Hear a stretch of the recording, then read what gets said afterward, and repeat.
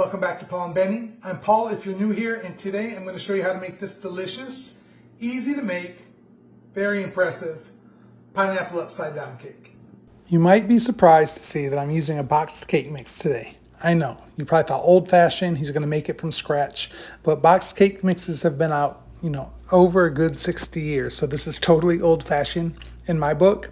If you don't want to use boxed, you can totally refer to my previous video where I make a delicious butter cake. Just eliminate the toppings and the orange blossom water. Here I'm adding a mixture of butter and oil. As I mentioned in my other cake videos, the butter for the flavor, the oil, so when it's room temperature, it still has a great moist feeling. And yeah, you'll see I'm using a blending fork here.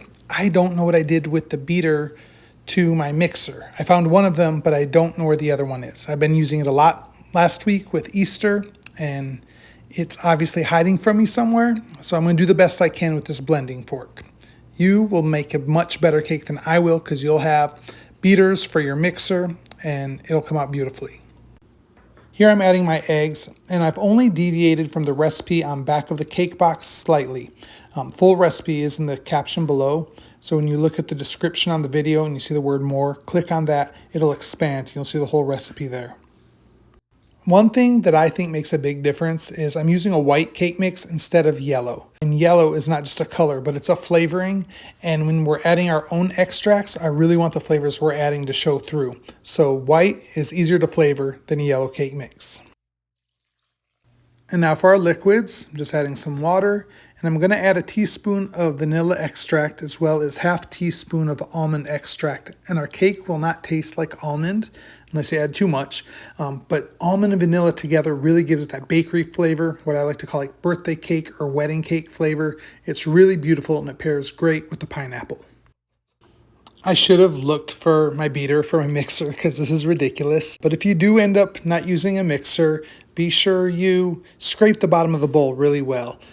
You don't want clumps underneath there. Now I'm switching to a whisk just to be sure I get out the majority of the lumps. If there's a couple, that's fine, but I don't want any of those bits of powdered cake mix in my finished product. I've got about 3 tablespoons of melted butter here that I'm pouring in the bottom of our springform pan. By the way, you can use any pan you want to. I just like using this for upside down cakes, and I'll show you why in a minute. But I put the butter in there, and you might be thinking that's quite a bit of butter just pooling in the bottom of a pan. And you're correct. It's quite a bit of butter. And butter with brown sugar is delicious. Speaking of brown sugar, I'm adding about a half cup here. And I really want to just distribute it evenly around the bottom of the cake pan. Mine has some clumps here and there, so I'm just using the back of a fork to try and smooth it out a little bit. Once you think you have just enough, I like to add a little bit more.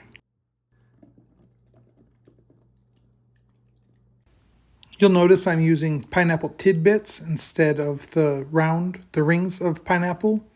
It's just what I prefer because I want to make sure that every bite is covered in pineapple. Sometimes when using the rings, you get the middle of the ring or where 2 rings intersect and there's those bites that aren't covered in pineapple. I'm like, what if somebody just wants a little piece, but that piece doesn't have any? I don't know, I'm weird about that.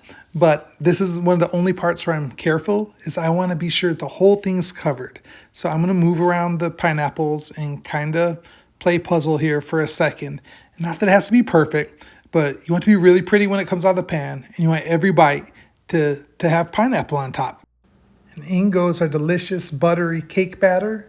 We're going to be sure we cover all of the pineapples completely and do our best to get it even on top. If you watch my last cake video, you'll know that I'm only putting about 95% of the batter in the pan and I'm reserving the other 5%. If you know why, leave a comment below. That's it, ready to bake. And look what I found just before the cake came out of the oven. The springform pan makes it super easy to unmold the cake, especially since I just buttered the sides and didn't flour them.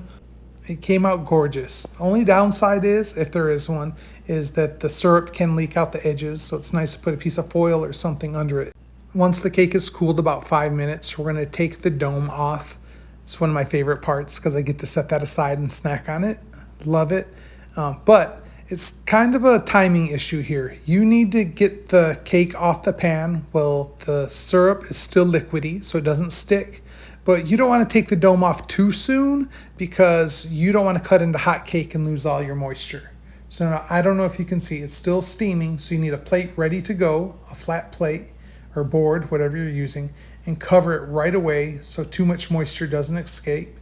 And then you're just gonna quickly and competently, not caring if you make a mess, flip this over and voila.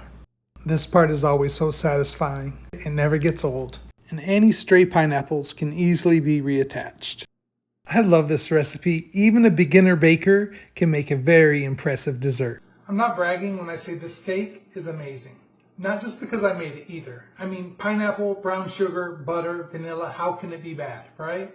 So let's give it a try. By the way, if you haven't hit the like button yet, I invite you to do so. If you haven't subscribed, we'd love to have you here.